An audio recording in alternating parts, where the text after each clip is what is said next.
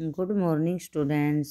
प्यारे बच्चों, आज हम कक्षा 9वीं के बच्चों के लिए पाठ 6 प्रेमचंद के फटे जूते, इसके 2 भाग हम पहले पढ़ चुके हैं और बाकी जो बचे हुए 2 भाग हैं उनका अध्ययन हम आज करेंगे।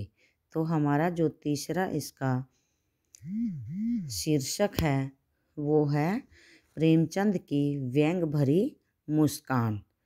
तो उनकी यह व्यंग भरी मुस्कान ही तो सभी के हौसले पस्त कर देती है।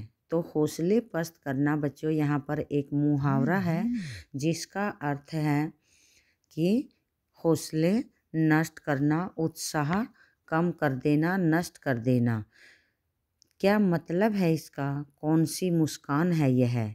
क्या होरी का गोदान हो गया है, या हल्कू का खेत नीलगाय चर गई, क्या सुजान भक्त का लड़का मर गया? तो ये होरी का गोदान यानी जो प्रेमचंद का प्रमुख उपन्यास है गोदान, उसका मुख्य पात्र है होरी, जो जीवन भर नेम धर्मों के बंधन में बंधा रहा। आर्थिक गरीब तंगी के बाद भी उन्होंने अपने नेम धर्म नहीं छोड़े। और दूसरा उनका जो रचना है, उनकी जो कहानी है कि हल्कू का खेत नीलगाय चर गई, यानी उस समय की जो भी आर्थिक तंगी, गरीबी या जो भी बुराइयां समाज में उस समय प्रचलित थी, उन पर अपनी रचनाएं प्रेमचंद जी ने की थी। और ये उनकी रचनाओं के ही नाम है। क्या सुजान भक्त का लड़का मर गया? नहीं, लेखक को लगता है माधो औरत के कफन के चंदे की शराब पी गया।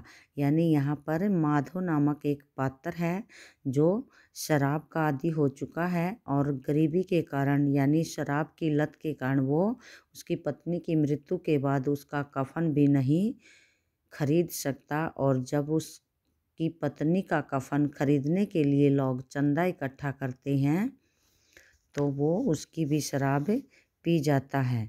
भक्त कुंबन दास का जूता भी तो सिकरी आने जाने में घिस गया था, लेकिन प्रेमचंद का जूता फट कैसे गया?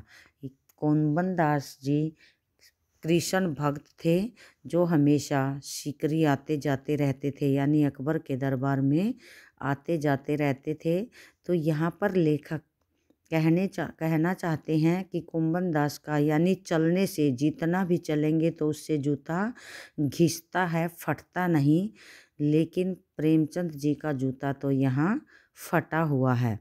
अब वो उसके फटे जूते का रहस्य समझाने की कोशिश करते हैं। हमारा जो चौथा शीर्षक है वो है जूता फटने का रहस्य।